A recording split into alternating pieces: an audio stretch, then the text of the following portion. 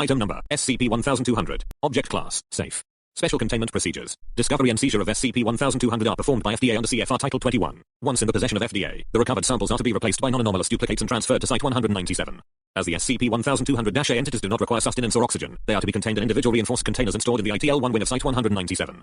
Description. SCP-1200 designates all chewing gum distributed under the Tastes Like Chewing Gum brand. Packages of SCP-1200 periodically appear in various stores across the United States. The logo present on the packaging identifies the gum's manufacturer as the factory. When an SCP-1200 sample is masticated by a human subject, the sample's anomalous effects will manifest. The particulars and the duration of the effects vary based on the flavor of the sample. Currently, 83 flavors of SCP-1200 have been documented. Swallowing SCP-1200 samples does not produce any further anomalous effects.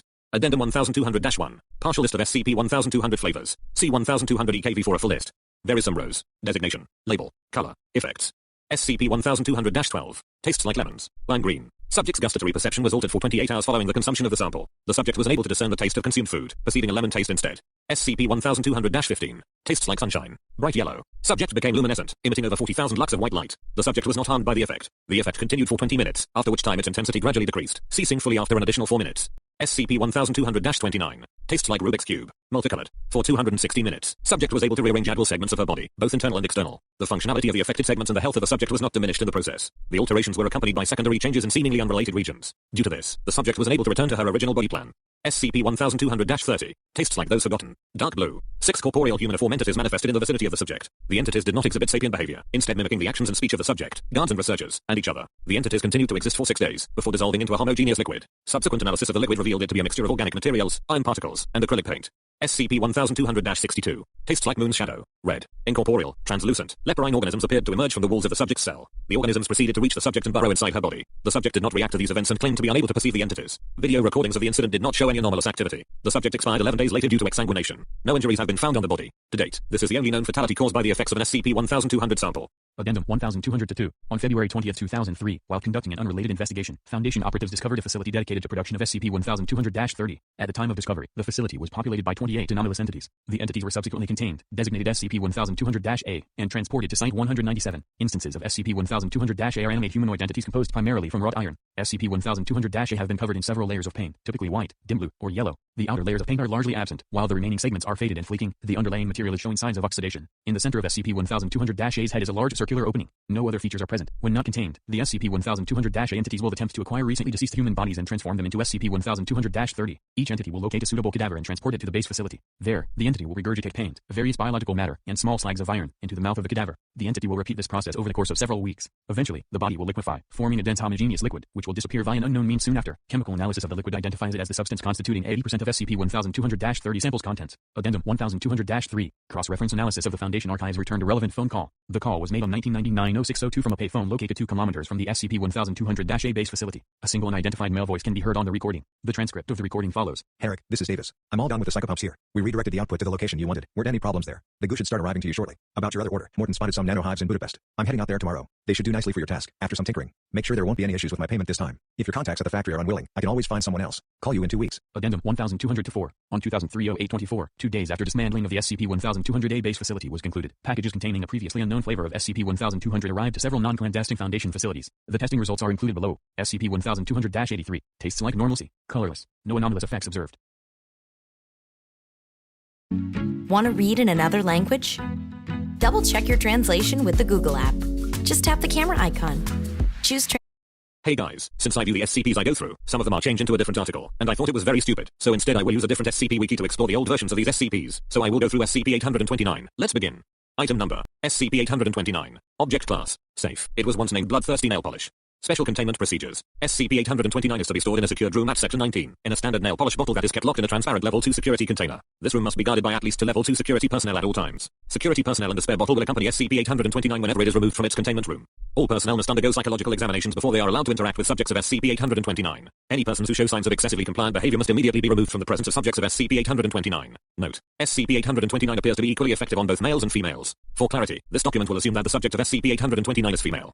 Description: SCP-829 is a volume of nail polish, typically 3 to 10 cc in size, composed primarily of brand nail polish, but also variable amounts of water, human blood from multiple individuals and small amounts of a large number of organic compounds. For a complete list of compounds detected in SCP-829, see document 829-CM. SCP-829 is able to regenerate more of itself by absorbing water vapor from surrounding air, and by drinking human blood dripped into its bottle. If neither water vapor nor blood is available, SCP-829 becomes dormant, and does not appear to exhibit negative effects from extended dormancy. To date, researchers do not know how SCP-829 can utilize so much water and still maintain its properties as a nail polish. When applied to human subjects' fingernails, SCP-829 affects the subject in several different ways, depending on how much blood SCP-829 has received recently. If SCP-829 has received no blood recently, the subject feels more seductive and acts more flirtatiously, and develops a compulsion to prick herself and add her blood to SCP-829's bottle. If SCP-829 has received at least a drop of blood recently, the above effects are amplified, and the subject's fingernails evoke a pleasurable sensation in others when touched to their skin. All of these effects get stronger as more blood is given to SCP-829, though a certain percentage of people, at least 15%, are especially persuadable by fingernail contact no matter how much blood has been given. When SCP-829 has received enough blood, the subject can make her fingernails sharp enough to shred standard fabrics, gouge wood, and easily slice through flesh, although they have little effect on materials of viscous hardness greater than 120. Subjects affected by SCP-829 follow the same general pattern of behavior on initial application. The subject will invariably prick herself and feed a bit of her blood to SCP-829. Once SCP-829 has been reapplied, the subject will initiate a sexual relationship with another person, the target. As the relationship develops, the subject will introduce bondage and domination into the relationship, with herself in the dominant role. The subject will also start to scratch the target with her fingernails and draw blood, some of which the subject feeds to SCP-829. The target generally derives pleasure from these scratches. After a variable length of time, most often 6 to 12 weeks, the subject will restrain the target to a wall or table. The encounter will begin as usual, but the subject will use her fingernails to slowly and systematically eviscerate the target, while trying to keep the target alive as long as possible. The target will initially continue to derive pleasure from the touch of the subject's fingernails, until the pain and trauma inflicted by the subject on the target overwhelms the pleasure the target has derived from the encounter. The subject will collect a large amount of the target's blood in SCP-829's bottle, often more than should fit. Shortly after the target expires, the subject will start the cycle anew, although the effects of SCP-829 will already be quite strong, making the next relationship much easier to initiate. Once SCP-829 has received sufficient blood from enough different targets, the subject will introduce SCP-829 to her current sexual partner and attempt to apply SCP-829 to the target's fingernails. Willing targets become affected by SCP-829 just as the original subject. Unwilling targets. Both subjects will together continue the flirtation to evisceration cycle, seducing some targets individually and others together. As progressively more blood is given to SCP-829, the subjects will periodically recruit more targets as new subjects for SCP-829. However, if SCP-829 is not fed enough blood, then one subject, usually the newest recruit, will become a standard target, whom the remaining subject, S, will then restrain and disembowel. For more information, see Case Study 829 CS01. Addendum 1. 19. Was brought in to assist researching subject 829-14, a 28-year-old Asian American female. During their initial interview, the subject brushed her fingernails across Dr. S skin, eliciting an expected response. Approximately 3 hours later, both were apprehended when Dr. was helping the subject escape Sector 19. Dr. described a strong compulsion to do what the subject asked of him when touched by her fingernails. This compulsion faded after around 48 hours. The subject was terminated as normal. Addendum 2. 19. Due to recent incidents, experimentation of SCP-829 on animals requires Level 4 authorization. Experimentation on any member of the following taxonomic orders requires O5 authorization: Carnivora, Chiroptera, Crocodilia, Falconiforms, Pisiforms, Primates, except in humans, Proboscidea, Strigiforms, and Strathiniforms. What? AAA auto insurance? Uh-huh. Our teams help members find a smart plan at an even smarter price. Hey guys, this is Joey and this is my physical body. I just want to know that I will no longer be using the voices from Modcast, since they are going to retire this month. Unless DBJ could find a way to bring those voices from Modcast to Vyond so he can use the voices for his characters that are voiced this way. But for now the characters will get a different voice for now. Here's the characters. Hi, my name is Joey, and this is my new voice. Hi, my name is Mike and this is my new voice. That's all I have to show today. Oh, and also I will be replacing Daniel to narrate things since he is retired now. Well, not at this time, he is today. So I will narrate every video that is Vyond. So thanks for watching everyone. See you soon.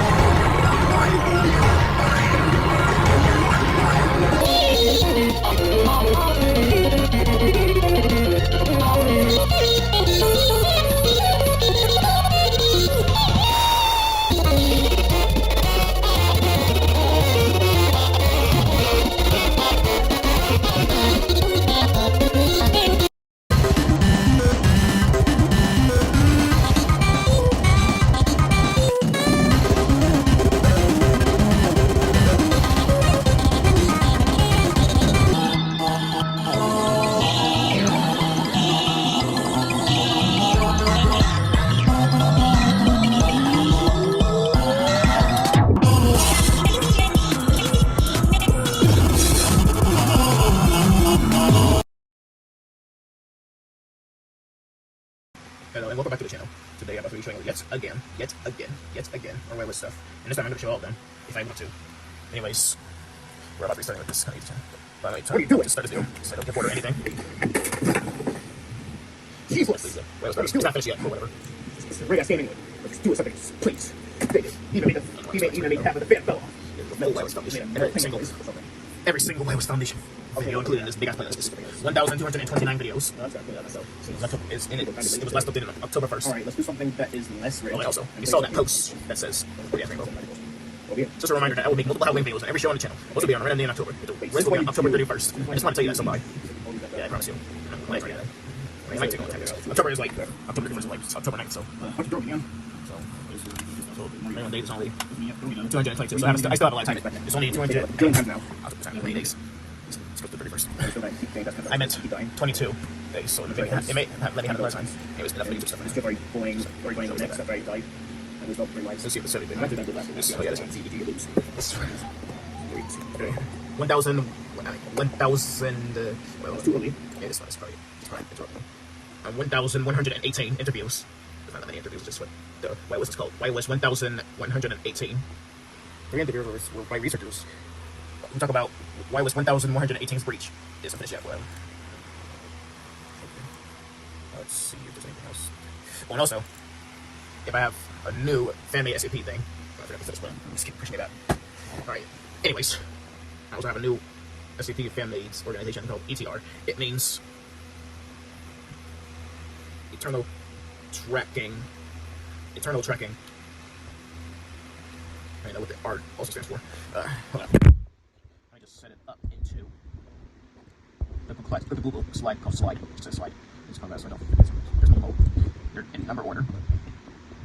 Oh, I guess. I just didn't think about it. ETR. T. I got that. I want to make it cool looking. Put it in now. That one, I can call it. Shorten that a little bit. Extracting. I forgot what extracting means anyway. So, remove or take out. That's probably it. Hold on. Maybe I should include that. Extracting. Tracking. Let's try to see what that stands for. To follow. Yeah, follow those stupid anomalies. Let me see if I can find a way to make that R.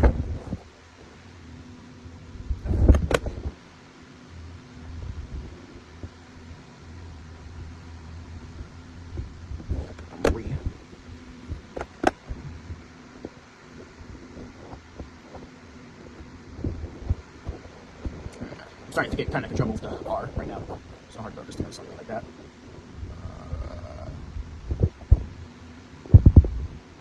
I'm thinking about it when I was at school, but I've kind of forgotten about it right now. I have such a bad brain right now. Maybe because I hit my head a bunch of times. I make my brain kind of damaged right now. I can't think of that much anymore.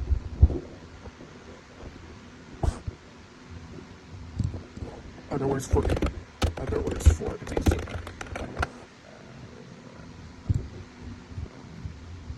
Maybe repress, or restrain. I'm probably with the restrain. Alright, I got it now. So it is, kind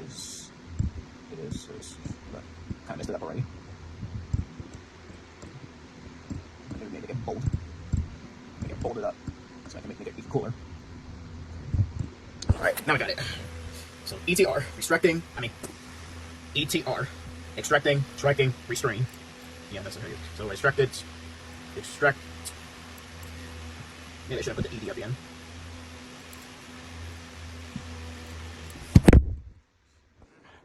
Yeah, I'll put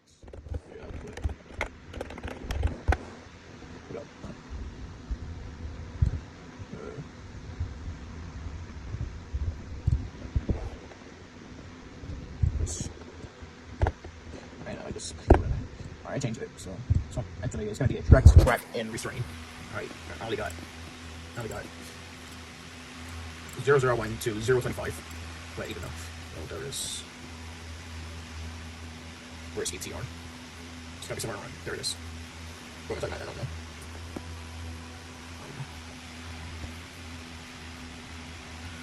Oh, I forgot. I just terminated it to ITR instead of ETR because. But it's still ITR, but it's not just, that was just ETR, but now it's just ITR. I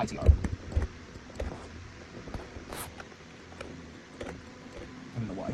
That was a good idea. Now what am I supposed to make it right?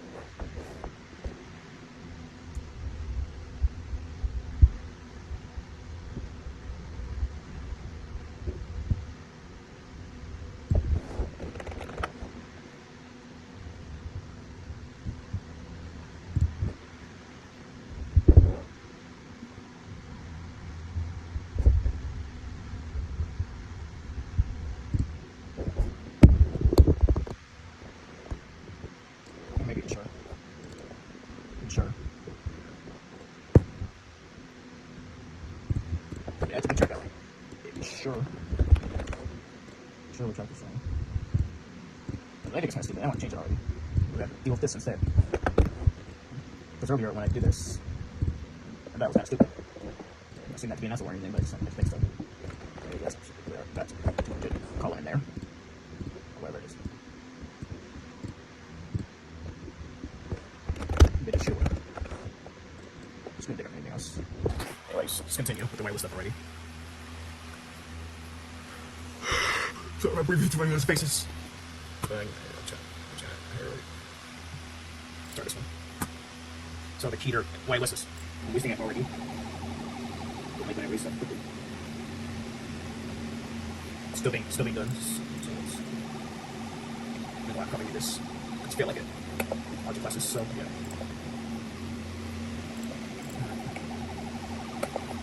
This is SCPs versus YOS. I see that coming. Haha, shut up. Let's see. I think it's dark as like right all or is that eyes? I don't think I think it's going Screen eyes. It's a Rudy square cancel a little bit. I guess not dirty that. Where's my left distance that Rudy? I know you don't see it. It's so nice like he usually is. Not the kind of background you'll see it. He usually is nice, but in a parody he is mean and rude. Kind of fast about his peep. That was what you said. But if you're quite fast. If you're quite as fast as he is, That's where they put it. This one. quite fast. Actually, see, it actually is. Right. So it doesn't. It's on the eyes.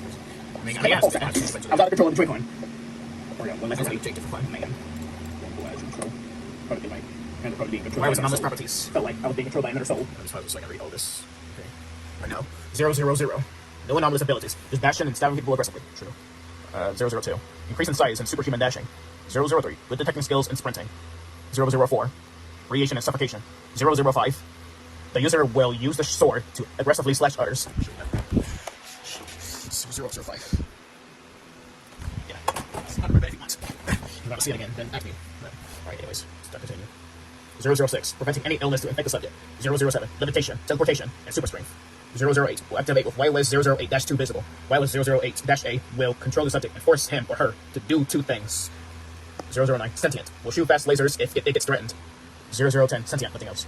0011 010 sentient. 011 trapping subject inside this dimension and using YLS 11 2. I'm just gonna say that. I'm gonna say it instead of 0 all the time. YLS 2. Sorry, I can't use it right now. 012. I did forget it. Become active on a period of time. 03. Oh my gosh. Keep forgetting the one. YOS 013, strength, speed, and lightning. 014, levitation. 015, warms up feet instantaneously.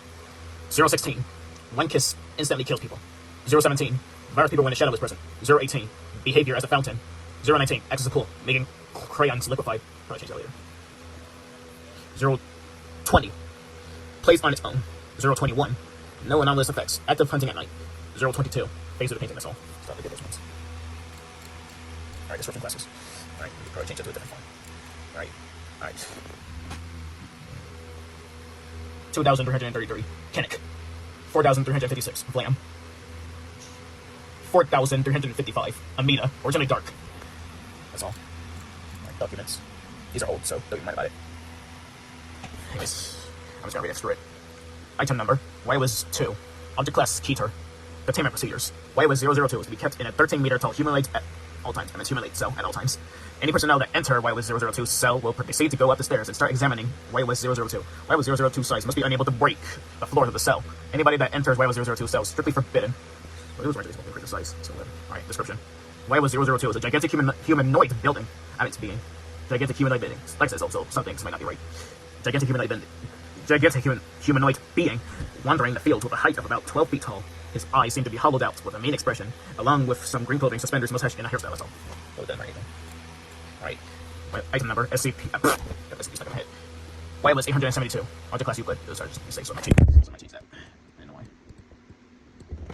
So basically, things whatever. So suppose a significant threat. Object class safe. Containment procedures. YWAS 872 is to be kept in a rectangular cell poured on a huge cup in a rest of liquid in a soap-shaped hole. That makes no sense at all. Anyways, no one is to interact with YWAS 872 by any means. A personnel wanting to get in liquid is forbidden. Description. YOS 872 is a colorless, acidic gallon of water contained in a cup in a soap-shaped hole. It boils when attempting to touch and drink YOS 872 and burning up the skin of the victim with acidic effects, most likely hydrochloric acid. It is completely transparent, seen in the bottom of the cup and pool. There's no images as a inside. Alright, now so okay. Item number YOS 903. Object class Euclid. Containment procedures. YOS 903 is kept in a container and is left at all times. YOS 903 could possibly stick up and smash the top of the container. The description. YOS 903 is an unknown spider species. It kind of resembles woodlouse spiders. They got tentacle-like hands to stick to the ceiling. Unlike other spider, it only contains an octopus-like head, except with no facial features. It has a hole in his head that releases eggs. Alright. YOS 951, object class Euclid. Containment procedures. YOS 951 is to be kept in a square room surrounded by a keyboard, line, lights, and a face cam unless for use. Anyone who sees YOS 951 who's stretched their legs towards must be immediately removed from the chamber. No one is allowed to smooch with YOS 951 by any means. People must be sitting on a chair a mile away from YOS 951. Description. YOS 951 is a computer device or PC with the face of a human female, eyes of red lips, doesn't have a nose and eyebrows. She is capable of stretching her lips to 2 meters and to kiss the person after interrupting. The background is the background behind the face is pink color. Incident. YOS 951 was originally tested by SAFE, but after he kissed an individual, she broke the windows from her lips and kissed almost all personnel in Site 08. Eventually, Professor cut her lips with a saw covering in an ear that experience from her kiss. She expanded her lips to 100 meters long, but due to the saw, she only extends 2 meters for now. She's retired to use it because of the incident. Explain, so all these enemies can take that first anyway. YOS 3362. Euclid. Containment procedures. You probably sort of the same. They're explained by the name of the voice, so probably no reason to tell you all this if you already heard it from one of the videos. Right. 8,716. Peter. YOS 8,716. To be kept in a 12 feet web cell. No fewer than 3 personnel enter 8,716 cell, unless necessary, is to be fed once a week with a piece of meat on the table. YOS 8,716 children are not to be messed with. This could end up in an instant containment breach. 8,716 is a spider species, Louis Bergoyus, or something, about 10 meters in height. It contains 8 legs, and his body is shaped like a human heart. Which is instead of he. Human heart. It has black skin, versus. It has very large intelligence and sensibility. It can also speak if it wants to. It usually wanders in large fields in the forest. Failed to contain him. He was killed. It killed an MTM card from the Foundation. The Foundation shoots at it to take it down, but failed. Strong gameplay. Alright. It's over 9,000. Dangerous AF. People should not piss off. Spider. Keep him on his normal cell. Shove it in a box. Don't be victimized by him. He is the most powerful spider in the world. He kills 7 people one bite and lays eggs on face and eats you in 1 second. He's also bisexual. Keep him bitching around with his webs. Kind of funny, is that? I know I shouldn't say that kind of language, but I don't care. Maybe another hurt me, I don't know. Alright, the fox also killed. Blah, blah, blah, blah. Who cares? Who cares? Who cares? I'm not gonna read all this. People like that, so that's good. I don't think so. Slow it down if you want to read all that. Or probably you don't.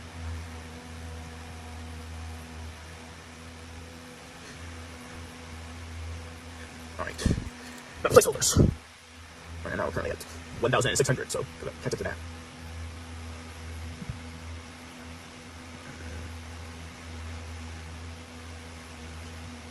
Alright, now optic glosses. There's only getting over here. There's already doing it in mid-October. Kind of sad because this is my first voice ever. And I know it's an outcast, so I might find a way to bring it back so I can keep using it. I tried doing that, but it wouldn't let me. I don't know why. It wouldn't let me make them speak. Whatever. At least I tried. Oh, it's just a bunch of weird ass pictures of those YOSs. Okay. Just one boring ass image. 2030. Change that. Tone 1. Danger. Warning. Critical. Or somebody notice. Where's classes? Alright, now let's go to the series. Also, okay. I'm just gonna read it. Bullet Stabber. Let me zoom in so I can read it easier. So Alright. YOS 000 is Euclid. YOS 000 is to be kept in a cell for container containing it. No personnel will encounter YOS 000 by any means. If so, YOS 000 will attack violently. No shit. YOS 000 is a sentient creature that takes the form of a black gun bullet with eyes and white limbs on its body. It is usually seen holding a butcher knife and will attack subjects with it if it's sparked them. No short, but might as well go. 1. Alright, so here. Warning. This article you're reading is top secret. Unauthorized personnel that reads this article are terminated without level 5 access. You have been warned. Screw you. So I'm doing anyway. Level 5 access only. Level 5 is I won't get terminated or anything. Edward's proposal, for example, is a nebula that causes endless radiation. So do those kind of things. Agent Damien's proposal, that's my proposal. Agent Harold's proposal. Agent Natalie's proposal. Agent Claudette's proposal. Dr. Arnold's proposal. Dr. Christian's proposal. Dr. Joey's proposal. Dr. John's proposal. Dr. Larry's proposal. Professor Belena's proposal. Professor Bruce's proposal. Professor Garrett's proposal. Professor Richard's proposal. Professor Thomas's proposal. I'm pretty sure that's it. Hold up. Still didn't get Edward. Edward's proposal. Sorry, that's it. Michael Bay.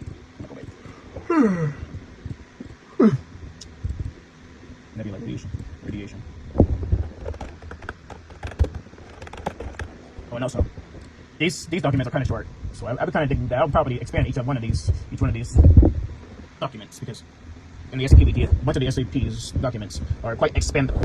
So yeah, I guess I hope I can do it, even though it kind of tires me a little bit, but who cares? Alright, Ouija. Alright, Wireless 2 cheater. Wireless 2 is to be kept in a 12-meter tall humanoid containment cell at all times. No means of it being out of containment is permitted. It must be fed twice a week if Wireless 002 is in a dormant state. If Wireless 002...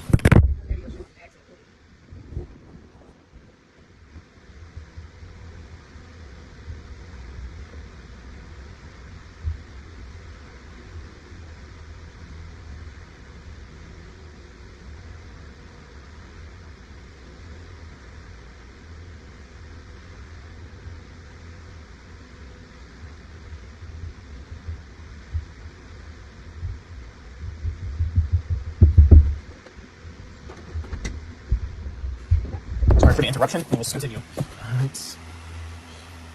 Where was I? Oh, sorry, right over. Wireless 002 is to be kept in a 12-meter tall humanoid containment cell at all times. No means of it being out of containment is permitted. It must be fed twice a week if Wireless 002 is in a dormant state. If Wireless 002 is attempting to break out of the containment unit, it must be stunned with the Electro 2000 zapper immediately, in order to prevent it from breaking out. Personnel must not be close to Wireless 002 more than 2 miles. They must be farther than 2 meters at all costs. Interviewers with Wireless 002 is not permitted. It must be improved by 07 command. Description. Wireless 002 itself resembles a massive humanoid entity reaching only 13 meters in height. It is believed to be an extraterrestrial being outside of reality. It must have somehow managed to enter this reality. Its mostly is dormant, but will be hostile if disturbed. Its most common landscape is a large 56-meter field it can walk through. Wireless 002 is capable of basic human speech and has something to refuse to talk to anyone who is within its distance, although it will talk whenever it's not disturbed. It is very communicative with Wireless 810 and Wireless 7448, due to them being very calm and dormant at the time.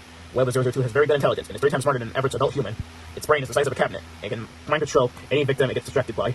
It is also capable of levitating and has super strength. So, Wireless 002, how are you? Hello. My name is Ouija. Not Wireless, whatever it is. Okay, Ouija. How was your day? Nothing much. I was just wandering around my home until you more kept me. Why that? Well, I guess you're unusual size. Dinosaurs are tall too. No, I meant the unusual human size. Human? Well, it's for 7 seconds. No, I'm not human. I'm just thinking it's form for fun. Then why are you taking the form of Ouija? Don't worry about that. So you're saying that you're an extraterrestrial being who took Ouija's form? Yeah. Well, that's all I have. This interview is over. And look, I've proven that Wireless 002 is not human at all. Really? Okay. Alright, now 3. Wireless 003 is to be kept in a 7-foot tall cell with a bulletproof window to block Wireless 003 from attacking. No one is to remove Wireless 003 at all costs. If Wireless 003 manages to break the glass, it is immediately going to be trapped by another piece. Wireless 003 is a red-skinned reptilian-like entity of unknown origin. It seems to have a red shell with long red shoes. Wireless 003 seems to reach 3.5 meters tall in height, and also gained an angry look on his face. Whenever Wireless 003 is to be stops for one, it will get into its great state and kills them. Well, actually, all of these things will probably be changed because I want to expand it even more. So, let's just skip those for now. Let's see if there's anything else that we can check that. This is still unfinished. 1269. I mean, 269. This still needs to be. Oh, hold up. Maybe it needs to be. Alright. Wireless 402 is to be kept in a standard humanoid cell at all times. You should not be interacting with human males anyway, otherwise the male personnel will be removed away from him. Under no circumstances are any male personnel to enter Wireless 402 cell by any means necessary. Wireless 402 is a Caucasian male believed to be 11 years of age. The gender is unidentified with Wireless 402 due to wearing female clothing, although it is male due to having a penis. Any signs of any male characteristics around was not found. Being able to be classified as female, he is shown wearing a pink dress with white mirrors neck and hands, also possessing yellow hair with a ponytail, also wearing pink shoes and has long eyelashes. Wireless 402 is sometimes mistaken as female by either saying she or her, despite being called male. He is also attracted to other human males and attempted to make them love him. Despite this, his anomalous properties will cause any males to be in confusion and show no interest to Wireless 402's love interest, other than 402-1. Wireless 402 was discovered 6 minutes in the male subject on a bed to love. The male was confused with him and didn't show signs of love. He is mentioned to Site 52 for testing. Wireless 402 is confirmed as a trans man. The parents might have confused him as a female, so they may wear clothing. The cause of Wireless 402's romantic attraction to males is currently unknown. Alright, that was 414. Whew. This looks very expensive. I mean, expandable. Alright, it's here. Wireless 414. Warning, Wireless 414 must be destroyed as soon as possible due to multiple breaches surrounding it. Containment procedures. Wireless 414 is kept in a 10 meter by 10 meter by 10 meter by 10 meter containment chamber in an absorb-proof container containing it. It must be kept at all times. Under no circumstances are personnel allowed to touch Wireless 414 by any means necessary. In the event of a breach, it is to be shrunk to a minimum size to recontain it. Description. Wireless 414 appears as a large mass of flesh extending across 15 meters each. The subject seems to be a living organism, low of human flesh, having red and white muscle fat, and can move on its own accord. It can absorb, or some say eat, organic matter and will rip off the fur, skin or fur, to release the flesh out of its body in order to expand its body further. Afterwards, it is able to create living organisms by with its own skin. They are hostile in nature, and will attack other organisms in order to increase its size until it's powerful enough to withstand any damage it sustains. Wireless 414 is impossible to contain with any chance of successful containment, as it has destroyed Cytotix since May 12, 19-something. And being able to consume Cytotix personnel even when Wireless anomalies during a segment, although some anomalies survived during that time. The anomaly was found and was immediately shrunken down by Site 07 personnel and then taken to Site 07, along with other anomalies to be contained as well. But the same shenanigans will continue by Wireless 414 if it is not able to be contained. Then 414-1. Addendum 414.1. On April 23rd, 2000 something, YOS 414 was tested to terminate YOS 682 as an attempt due to the hostility of the anomaly, and also YOS 414. In order for the test to work, personnel must place it in a sealed tight not breakout. YOS 682 was resting near the corner of the cell until it heard a thump, and that YOS 414 was released up from the container and started spreading. YOS 682 seemed confused by its flesh spreading until some of it latched onto the entity. I spelled it wrong. YOS 682 shows signs of pain by roaring loudly, and the flesh begins ripping the structure off of it. After a while, it fully covers YOS 682's body, but the entity still remains alive. After about 2 minutes, the entity appears to rip out chunks of YOS 414, and it did. YOS 682 tries to eat the flesh, but after the flesh was inside of it, YOS 682 was very bad at recontainment soon afterwards. It was recontained and was a failure. The destruction of Cyclosis. 2 individuals entered YOS 414 containment area for a test for its capabilities. They used the machine to grab the DNA from it. After this, it used another device to scan the DNA, but none of its abilities were found, causing confusion in the individual. That is, to YOS 414 somehow broke the bulletproof container and breached containment, and the alarm went off. The staff managed to escape, and YOS 414 started devouring and spreading in every direction. Many individuals were killed and consumed by the flesh, as well as other YOS anomalies. One of the individuals who are supposed to keep an eye on the anomalies saw YOS 56,922 get devoured by the flesh. But YOS 900 was lucky. She reacted to the flesh and ran out. By now, YOS 4,411 also somehow managed to get out of the containment and decided to kill the flesh with fecal waste, but he didn't succeed and get devoured. YOS 9,934 also managed to survive and escape the facility, leaving only 4 remaining survivors. And YOS 414 destroys Cyto 6 completely, leaving a large hole in the ground. YOS 9,934 was sent to Cyto 7, and Cyto 7 personnel investigated the hole for any survivors, along with anomalies, and they sent them to this facility also. But YOS 414 was in the middle of the hole, chunks of it was put off to the facility. Memo from 06 million. Wait, changed it. 7. We have no idea what the bloody flesh's capabilities are, but we know the flesh is no friend of ours. Many lives lost, many destruction, and we can't even terminate YOS 682 at this point. We have no idea how much it will go on, but we know that we need to kill it. Since it kills people, we have to kill it. Due to its nature, it cannot be contained, so we need to end it for good. And we are lucky it didn't cause an XK end of the world scenario. YOS 414 is currently being set for immediate termination. Alright, YOS 502. Euclid. YOS 502 is kept, stored in a 5-meter glass cube in a 1.5-meter container. Any scientific consuming any type of matter, it just must be reported to Foundation staff. Among no circumstances are personnel to interact with YOS 502 in any way, unless for testing purposes.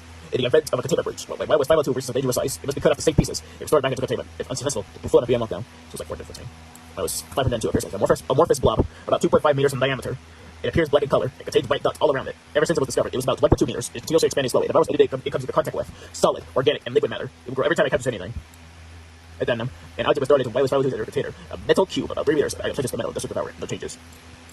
Sorry, this building is still the garbage. Done. Soon enough. Alright. Now let's start this. It's not actually real stack up. It's actually real. Located 1,359 laser away, circled in red. Alright. It's impossible to contain. YOS 1,118. A polygon. Containment procedures. The expectations of YOS 1,118 breaking out of containment are to be reported immediately. It is destabilized by 7 very strong forces, gravity, dark matter, etc. YOS 1,118 can pretty much break out of containment easily due to its gravity and pressure. If YOS 1,118 is located more than 1,807 meters away, it is to be reported immediately. Description. YOS 1,118 is an unusual, powerful force of space-time gravity that mostly resembles a galaxy similar in size to Messier 87. With the exception of a large pile of molecular clouds and stardust, it is really bright and can be seen with the naked eye, but with one difference. It lacks any stars that makes it brighter. How it gained its brightness is currently unknown. Its gravitational force is 1,000 times stronger than other stars and other galaxies. It can demolish space matter closer than 653 light years. It destroys the atoms of any matter it contains. It is normally impossible to contain due to the fact that a celestial body has immense gravity and pressure. It can easily crush any type of matter. It can also reach speeds similar to the speed of light, but it's 3 times faster than light. It also has a strong resistance to black holes, as they too will be demolished by its gravity. Addendum 1. YOS 1,118 was believed to have formed 3.8 billion years ago, when stardust gets trapped in some kind of gravitational matter, and then it collapses into each other to create a collision. And then the powerful force is formed. It has the most strong gravity and pressure. Addendum 2. While YOS 1,118 is in gravity control, a rogue planet passes near 1,118, and due to it being closer than 653 light years, it is destroyed by its gravity and pressure, and then the matter disappears into the force. Addendum 3. YOS 1,118 managed to break out of the opposite gravity and started running around the galaxy 10 times faster than light. It started crushing space matter, personified in 1,118 control system to keep it in opposite gravity, so it destroyed the solar system. It started about 2,819 light years, and its gravity is set to max power. Addendum 4. Multiple interviews have been established about what happened after 1,118 breaks containment. For the interviews, click here. It's not here yet. This also hasn't been changed. Alright, let's read the warning. Warning. 1,122 is set up for immediate termination due to all the instances of YOS 1,122 reaching containment. YOS 1,122 is reclassified to a polygon due to the continuous formation of YOS 1,122 instances and containment breakouts. Alright, I decided to make it crop out. A polygon.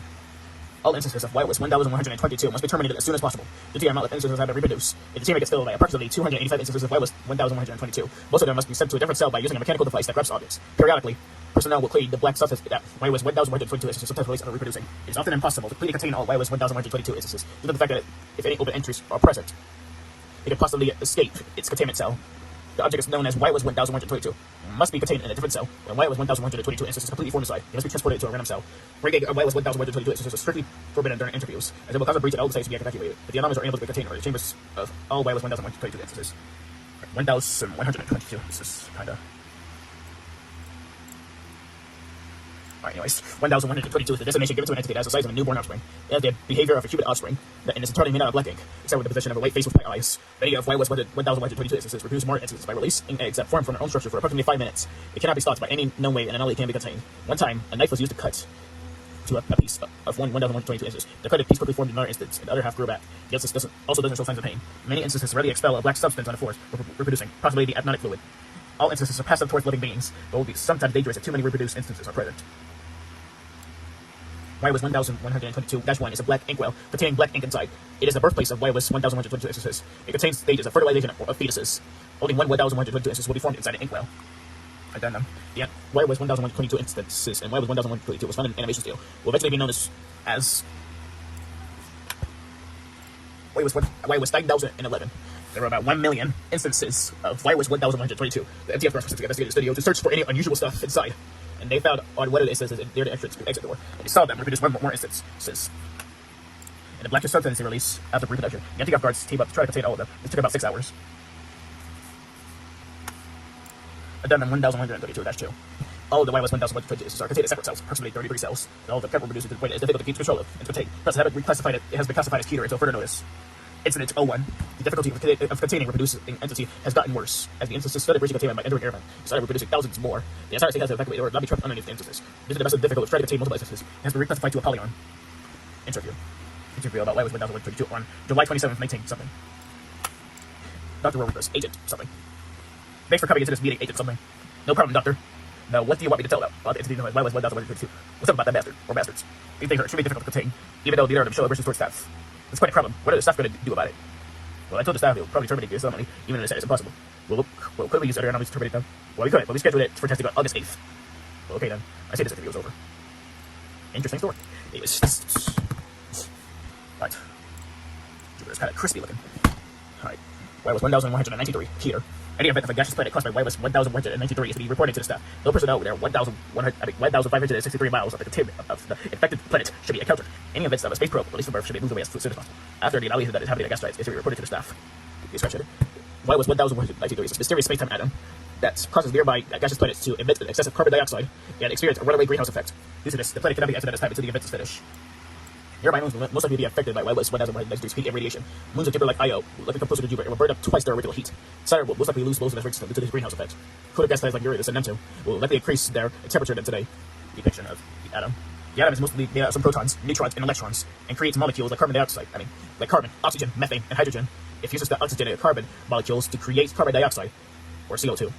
Enough of them trigger a greenhouse effect. Right on January 16, 2000 something.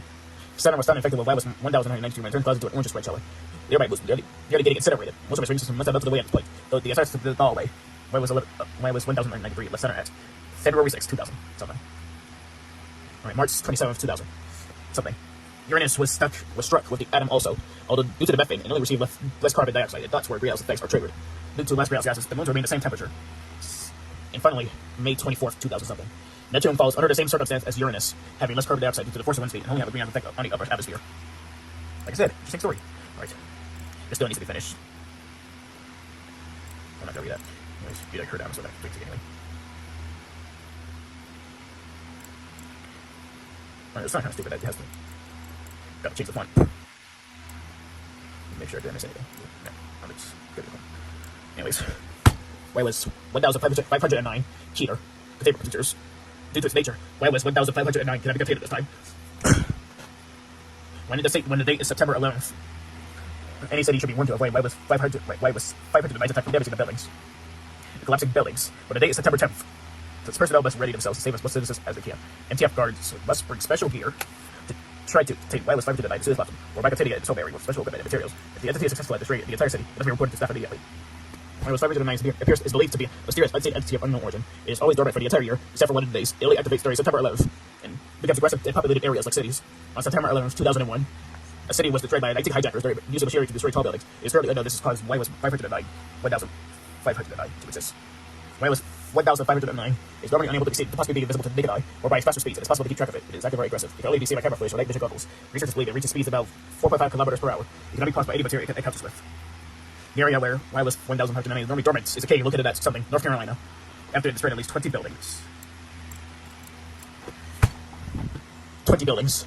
It returns to a cave and goes to a hibernation state until the next year after clutch reaches 11:59 p.m. It was sent down until reaching 10:59 p.m. and laid down and close to size. It goes to rest mode until 11:59 p.m. is reached. It has been known to only activate on September 11th every year from 12 o'clock p.m. to 11:59 p.m. And once at 12 p.m., it starts pumping on it. And YWAS 559 has its aggressive state. It goes to breaking cities it sees. Incident. The entire cave that YWAS 559 is hibernating is entirely what helicopters there to prevent it from escaping. By using nighttime terrorists, something goes wrong. And stuff went back to sight something. Let's get longer than that.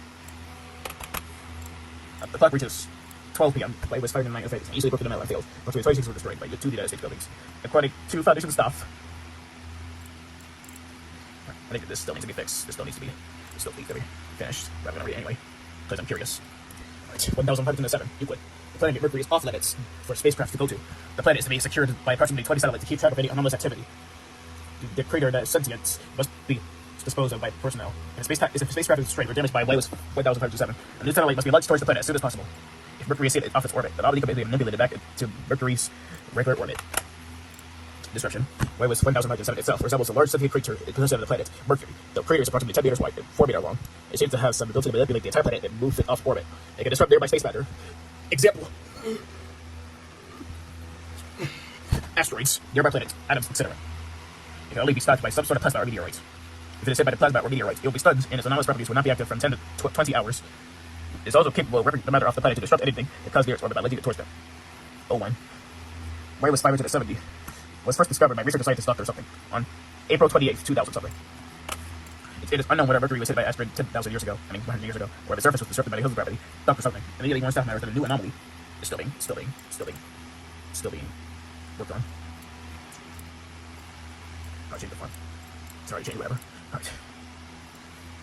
Why was that? Is to be stored in a... Yeah. Still being worked on. I'm not going to read it when it's fully completed. I think this still needs to be expanded just a little bit. All these will probably be changed. Anyways, let's go to this one. Started in 1 hour already. This.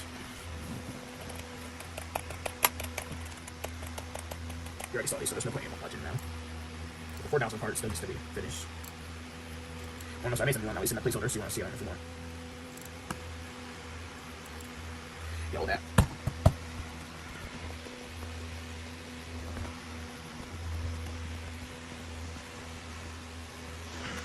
It's too hard. But still, it's kind of recent.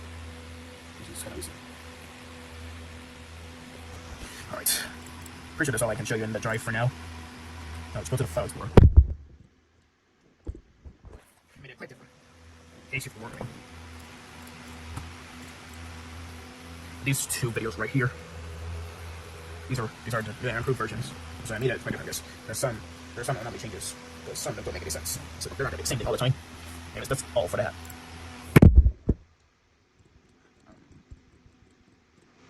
In case you were bored, there's no reason to watch the entire video. You can just exit it if you want. And just decide to watch something else on my channel. Somebody else's channel. If you watch somebody else's channel, that's for you. I'm just kidding. I'm trying to keep track of anything. That's not my was first. Yeah, I'll do hand drawing. Alright. These are all things. So this is YWAS 358. This is 666. This is 777. This is... I forgot. Oops. I need to do that. I forgot. I'll find it over here. Okay, I got it. This is 6,235. This is the -2 or something. This is 096, 044, 024, 123. This is 007. This is 862, I think. This is supposed to be 042. You know, it's unfinished. These are just the classes. I mean, a lot of them, I don't know why. So this is a safe. It's not broken or anything. It's a safe. It's easily contained. But some safe recipes are life-threatening if they're not contained. Some people say, I should get rid of them. Euclid. You're not sure what will happen inside itself, but it might easily escape. But you're not entirely sure what this anomaly's capabilities are. Peter, it is impossible. So I broke the dirt cage and this ran off. Domio, it is the cage. It will contain any anomaly it encounters with, if improved. There's no cell. It is about to end the world. It's a polygon. Happy face.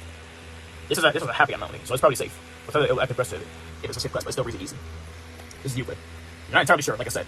You're not entirely sure what these capabilities are for this anomaly. Keter. It's really impossible. It's angry as shit. So, probably won't be pretty easy to contain this anomaly. Thaumiel. It can probably help you to contain other anomalies if improved by some Foundation staff.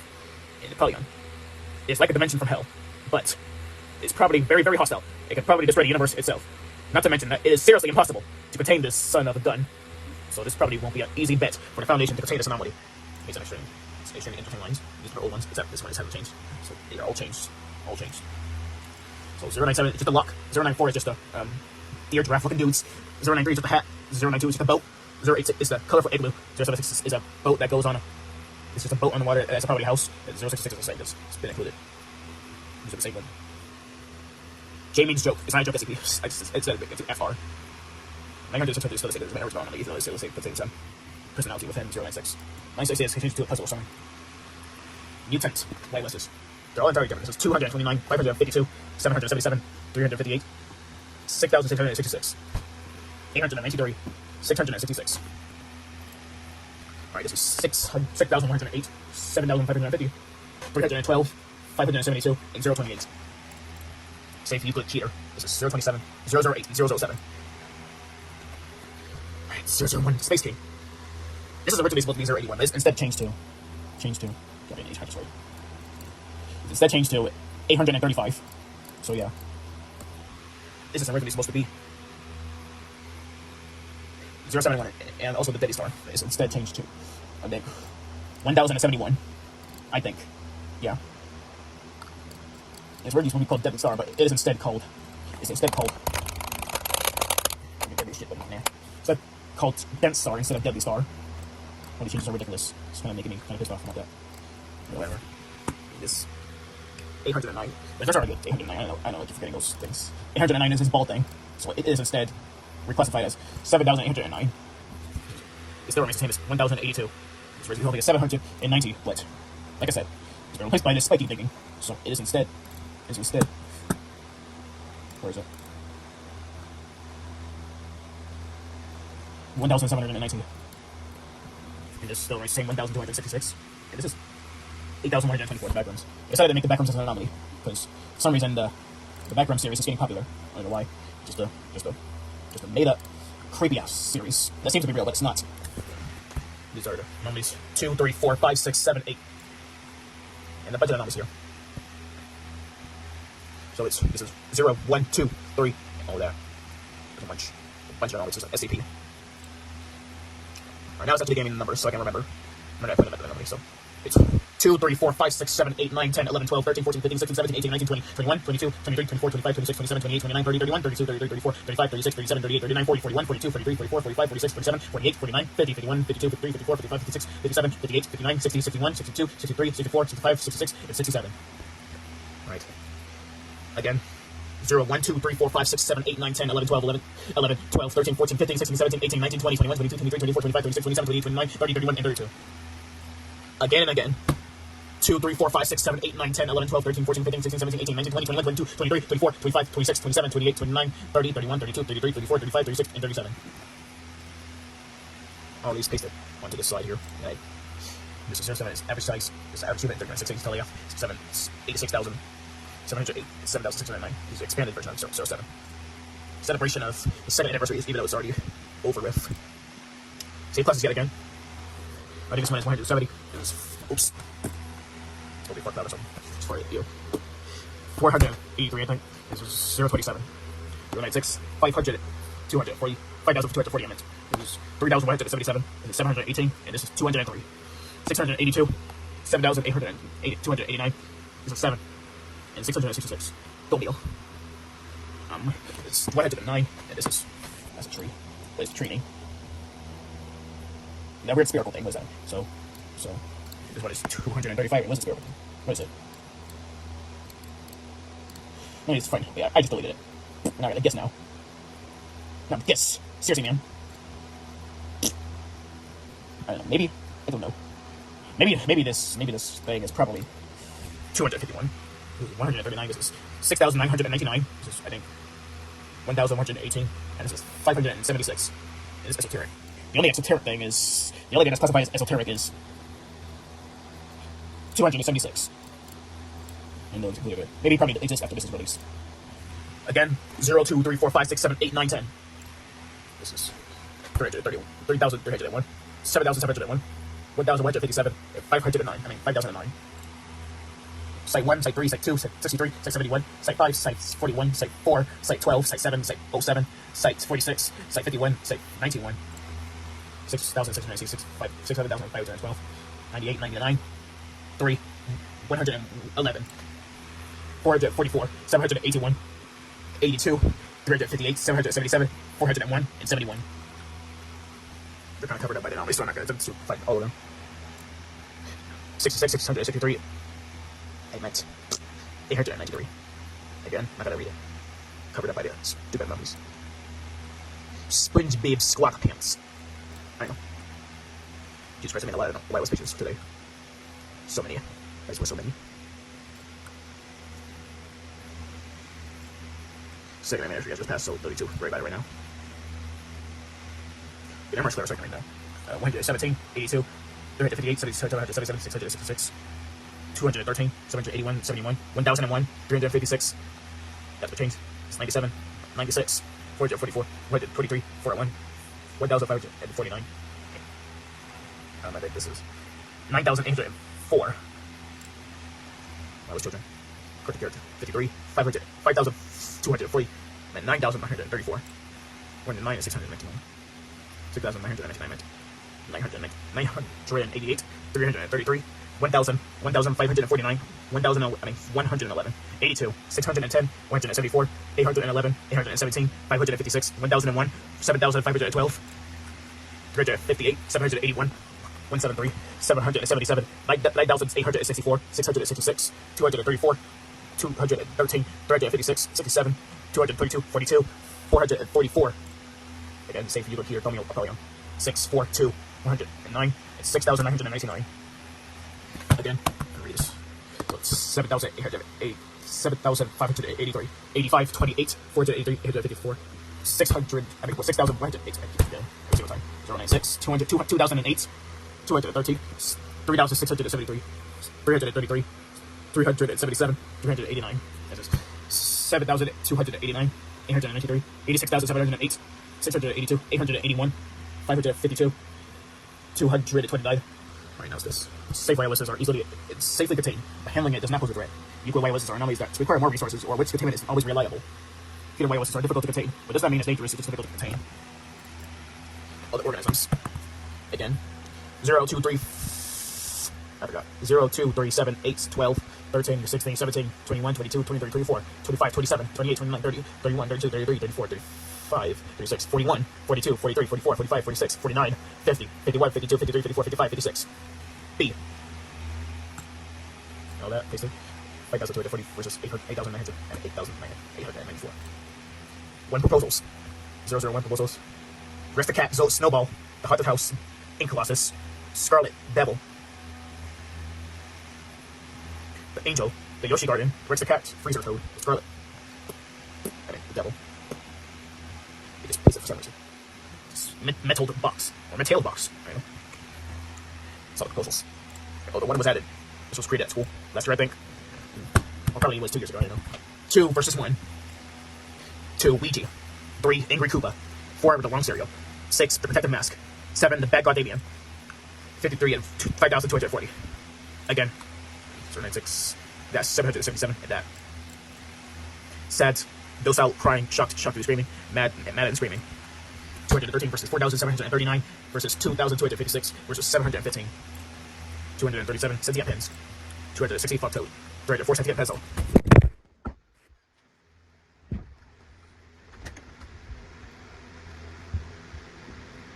Again, sorry for the interruption. 319 obsession. Not good. Not go. 309. Thermal get Bowstone. Actually, I said it's a Sexo Bowstone. I don't know what it's called anymore. Until I know what it's called. 352. SCP-354. But it's got the red texture. But never mind. 355. 374 bucks. Eye issues. 381. 386 instant holes. 388 space airplane. 390 dirty sewer graffiti. 397 creature inside a box. 402, the girl boy. The boy is a girl I meant.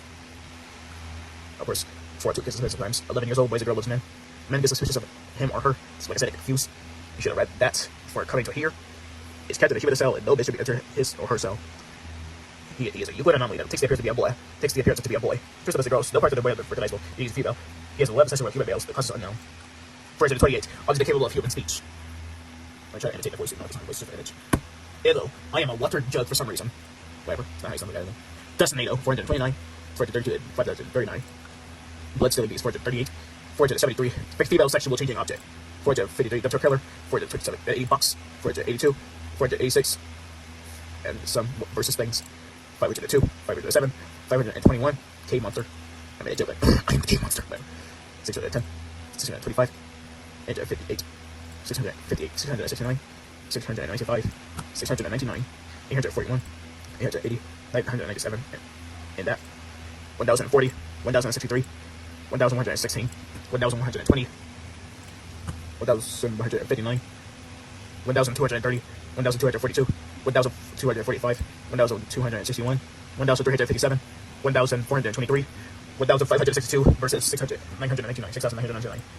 And that again. 1665. 1723. 1828. 1923. 1952. 2003. 2073. 2256 versus that. 2330. 2430. 3236. 3666 meets 436. 666 meets 4739. 3856. 4005. 4220. 4400. 4411. 5240 meets 3031. That versus 7531 versus 067. That again 536. Halloween is coming up soon, folks. Alright. That. Well, why did I put it in there quick? Twice already. I don't know. Anymore. I'm 550, 950, 6,110, 6,078, 6,235. That again. 6,538. 7,062.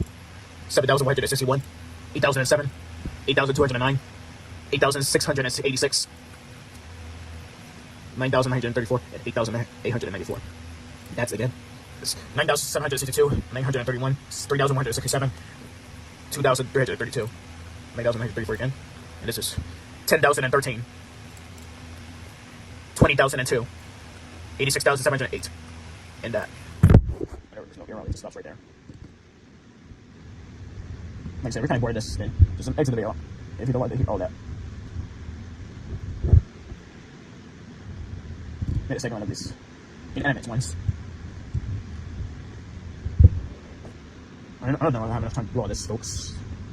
We have a little bit left, I know. This is all those anomalies that I put in there for some reason. And just a new one.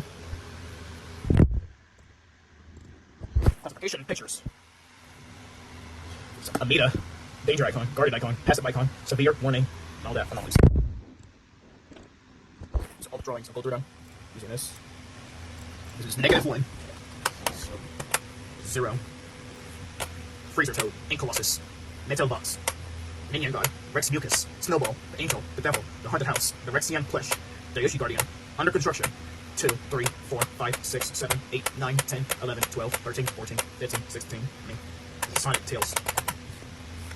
So I got 15 and 16, yeah, that's why I just made that. Go read it for some other image. I think I have a little bit less, don't worry guys. It'll be over as much as I can, except for the Among Us folder filled away with stuff. Still have all the labels that still needs to be created. You already saw the drawings, I don't need to show it to you right now. I don't know why I got 2 of them for some reason. No, the 4 doesn't work, 11. It's only one done now. Also, Starlight is like a CP explain, so whatever. It's like 049. Let's get towards it. The Red Man. Yeah. I was thinking about making an explanation video of live action things or something it made a video on. So yeah, I have a lot of stuff on my head, so yeah. Research stuff all of that if I want to make those. Alright, I think I'm done with all of that. Man, that was just a long video. But at least I made it in time, because I don't still have enough time left. I'm gonna go to bed at like 9:45 or something. Anyways, thanks for watching, and see you later. Bye. I spelled it wrong. Is this the wrong kind of thing? There's another one? Seriously? I thought it was 555. It's 527. Are you serious, bro? Are you serious, bro? It's Mr. Fish, not SCP-55-27. Yeah, this is 5227. Why is there another one? Why is there another one? Seriously, bro. So I'm guessing that 527 probably duplicated itself into this sort of abomination. Is there anything that's probably... So. Yeah, but it is that. It is that. What the hell? There's two of them. Are you serious? Why is he even here? I just saw somebody fly by. No, this is at the bottom. What the heck are you talking about? Maybe they just confused that. Should have paid attention to the fives. Just 2 5s. Maybe they made a mistake, I don't know. It only just says, Shippers to fly here. Just at the bottom, not Mr. Fish. They made a mistake, I swear. Mr. Toxics. Mr. Toxic. Hey, I just want to tell you that. So this is only going to be a social video, because I want to tell you something very cool. So I went to the Let's Series 5 page for document, and I want to go to 4,411. It'll see something different.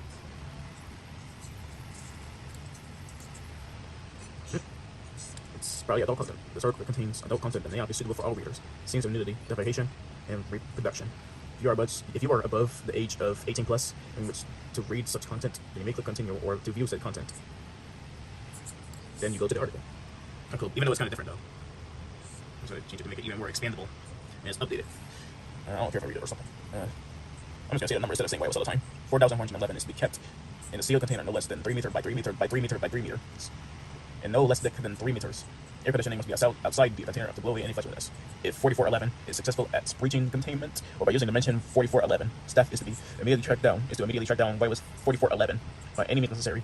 If unsuccessful at capturing YWS 4411, MTF guards will track down 4411's location and land. If 4411 is found, must be an indestructible sealed container immediately. In 4411-2 instances that are present are to be terminated immediately. This gear should be expendable. That's the best I can do. I don't care. What's updated in this previous one? It's the same, even though it's quite slightly different. And the description has also changed. Something's it's so toxic. Nebraska's got probably better clean that shit up. Nebraskans or something. Even though I was only supposed to show you that, I got to show you something else. It's gonna probably be 5 minutes long or something. I'm almost trying to finish this. Is it related to Polyspace or something?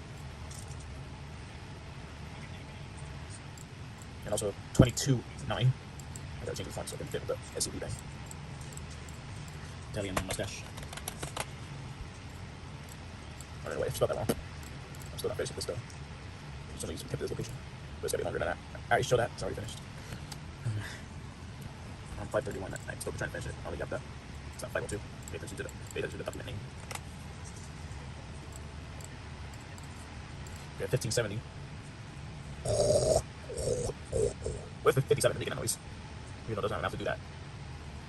But it sounds terrifying. Still doing 1631 or something. Yeah, I'll make some more, but some of them I'm not supposed to necessarily show you because, you know, we probably don't know. These still need to be. These documents are still going to be changed because it's kind of short. Not saying that trying to mean or anything. Anyways, I guess that's probably all I need to show you, so see you later. Bye. Item number SCP-302. Object class safe. Special containment procedures. SCP-302 is to be kept in sight under Safe 3 protocols. Artifact should be handled with gloves at all times, and utmost precautions should be taken to ensure that the artifact does not make skin contact with unauthorized personnel. Any personnel not scheduled for testing that begin showing signs of SCP-302's effects may apply for termination. All subjects suffering from SCP-302's affliction should be terminated after no longer than 8 days due to. Description. SCP-302 is a small tin sculpture with a bronze/patina finish depicting 2 ants carrying a leaf. Whenever a human makes direct skin contact with the artifact, they will invariably find a single, small, relatively harmless ant on their person within 2 hours. This ant may belong to any of several different small ant species, and its appearance rarely causes much alarm. It is of note that in all recorded cases, subjects have always distinctly noticed this first ant and fully remember seeing it. Thereafter, an exponentially increasing number of ants will appear on the exposed subject by day. Throughout the entire day, the number of ants that appear seems to be in the range of 3x squared to 5x squared, where x is the number of days since initial contact with SCP-302. As time progresses, the ants not only increase in number, but also change in species. Smaller, minimally harmful species appear at first, later transitioning to larger species, or species with more painful stings or bites. Ants seem to appear out of the nearest unobserved space. This includes from under clothes, nearby objects, or, if left with no alternatives, bodily orifices. Ants seem singularly preoccupied with exploring or attacking the affected individual, and will not stop until either themselves or the subject is deceased. Addendum 302-01. Subject of test log 2 was a single D-class personnel. Subject was told he was to participate in a study testing how a week of relaxation might affect the performance of D-class personnel, and was kept in a relaxation chamber with exercise equipment, various books and magazines, and a color television. Subject was exposed to SCP-302 without his knowledge. Test log 2. Days 1 and 2. Subject spends his time in leisurely pursuits. Subject expresses great satisfaction and reports nothing out of the ordinary. Day 3. Subject reports small ant problem and admits it is probably his fault for letting crumbs fall over the couch and carpet. Subject admits he noticed an ant 2 days previous, but did not think it was worth mentioning. Subject reports great satisfaction otherwise and requests a can of bug spray. Day 4. Subject reports that ant problem persists despite his best efforts to spray the room and that the ants have become more numerous and occasionally painful. Subject reports that the ants seem bigger and different from those he saw the day before. Subject still reports relative happiness with the experiment. Day 5. Subject reports great annoyance and increased pain as ants are now nearly always on his person. Ants seem to have changed once more, becoming more aggressive and agitated. At this point, subject clearly suspects ants are not of a normal nature. Day 6. Subject in great pain. On average, 5 tropical greenhead ants are seen to appear every minute on subject throughout entire day. Subject becomes aggressive due to pain and demands to be released from chamber. Pretense for experiment is dropped and subject is restrained and given medical attention. Day 7. Subject in great pain. An average of 25 tropical fire ants are seen to appear every minute on subject. Subject requires continuous ant removal. Day 8. Subject is heavily medicated and unconscious through majority of day. An average of 140 bullet ants appear on subject each minute. Rapid ant removal and anti-inflammatory medicine is necessary. Day 9. Subject and experiment are terminated. If you guys want to see another SCP, please comment down whatever anomaly you want me to talk about. Also sorry for the long wait of the statue. I was doing a lot of work in Google Drive.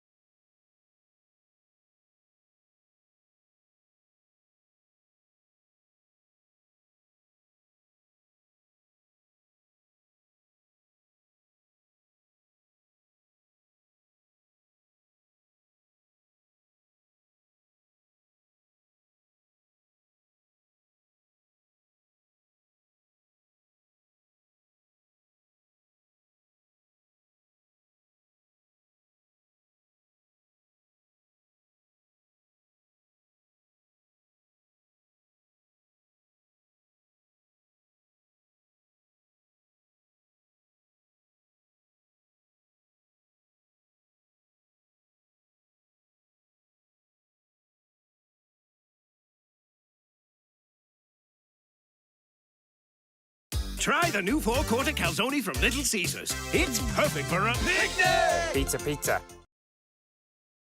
Item number. SCP-513. Object class. Euclid. Special containment procedures. SCP-513 is to be suspended in a 1 cubic meter block of gelatin and contained within a soundproofed, climate-controlled cell. The gelatin must be inspected daily for any degradation or loss of integrity. An emergency inspection will be carried out immediately following any earthquake, explosion, or sonic event grade 2 or higher. Personnel performing the inspection are to wear earplugs and active noise-canceling earmuffs at all times while inside SCP-513 cell. If the gelatin cube shows any signs of degradation, such as rips, tears, splits, liquefaction, or mold, SCP-513 is to be immediately removed and suspended within a replacement cube by a team of surgically deafened Class D personnel. No other personnel are to enter the cell during this procedure. Any sentient beings exposed to SCP-513 are to be monitored by at least 2 security personnel at all times. Under absolutely no circumstances may exposure victims be administered sedatives or allowed to fall unconscious. Any victim who does fall unconscious is to be terminated immediately. Class D personnel are to be terminated at the first sign of mental degradation. All other exposure victims may be terminated at their request. If possible, SCP-513-1 is to be apprehended on site. Description. Physically, SCP-513 is an unremarkable, rusty cowbell. No marks or engravings are visible on its surface due to the large amount of corrosion. Attempts to remove the rust chemically or mechanically have had no success. SCP-513 was recovered by agent. While carrying out containment reestablishment procedure MU at site, SCP-513's clapper was firmly held in place by several strips of duct tape. A single scrap of paper was found along with SCP-513, see addendum. Any noise produced by SCP-513 immediately induces strong anxiety in all sentient beings who hear it, regardless of their previous mental status. Exposure victims report feelings of being watched by an unseen entity and present elevated heart rates and blood pressure.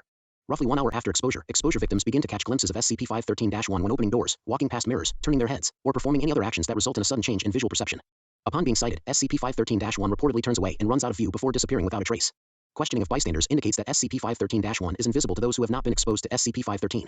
Sightings of SCP-513-1 reoccur every 14 to 237 minutes.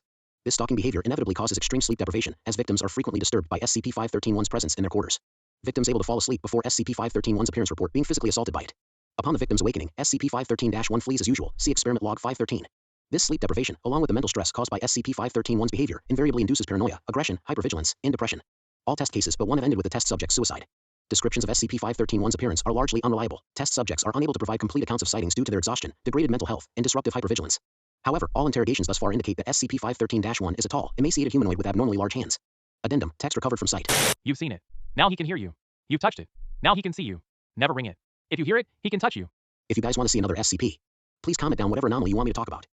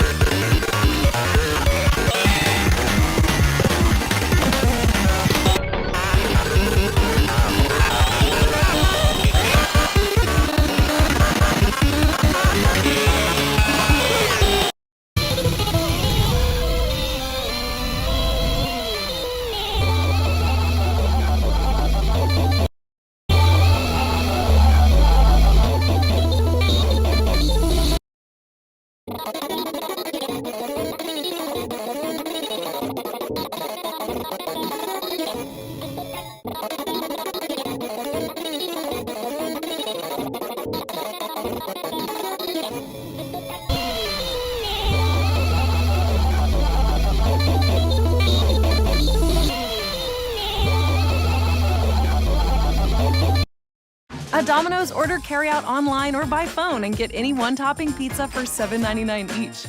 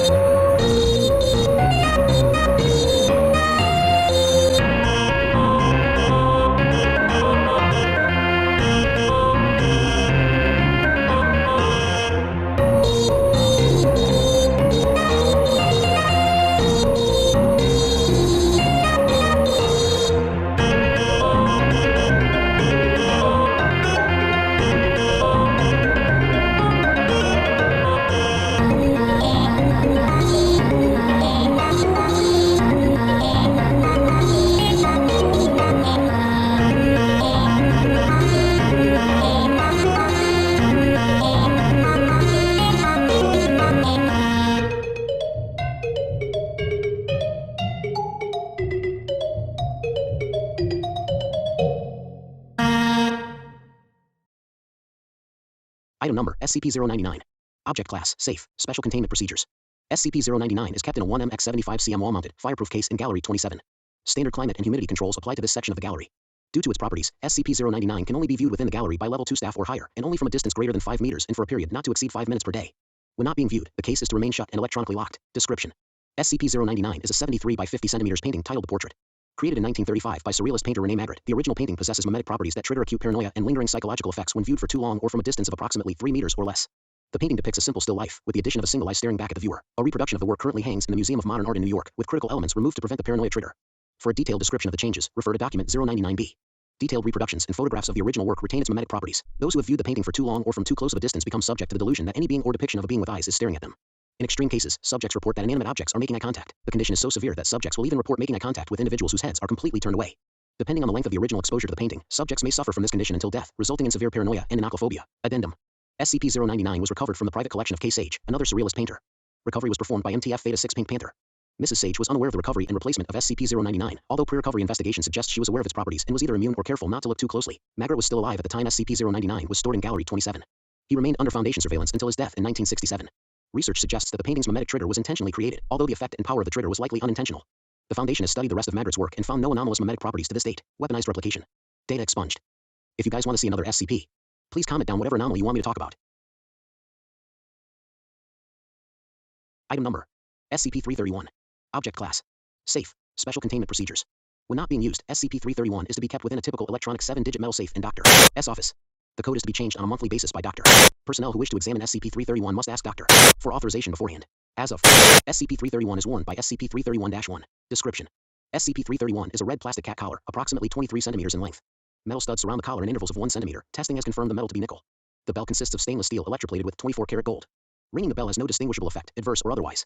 The word Tumbles has been painted on the back of the collar in yellow paint. Testing has confirmed that there is nothing unusual about the paint. SCP-331 exhibits no abnormal tendencies when worn by a living cat. When SCP-331 is fastened around the neck of a deceased cat, hereafter SCP-331-1, SCP-331-1 is resurrected with no initial adverse effects. The collar does not halt the decomposition process. However, fur and skin still rot at a regular pace. Organs are unaffected by the decomposition process. Testing has yet to determine the exact cause for this. SCP-331-1 shows no signs of distress during the decomposition process. SCP-331-1 can be killed by conventional methods, whereupon it remains deceased. The separation of SCP-331 and SCP-331-1. Unless SCP-331-1 is deceased. It should be noted that SCP-331-1 always answers to Tumbles and has an amiable personality, despite what it was called or how it behaved pre-mortem. SCP-331 was discovered when reports reached Agent of a zombie cat witnessed around Park Inn. Agent immediately alerted the Foundation of a possible outbreak of SCP-008, MTF, was dispatched and neutralized SCP-331-1, whereupon it was transported to site. After no trace of SCP-008 was detected.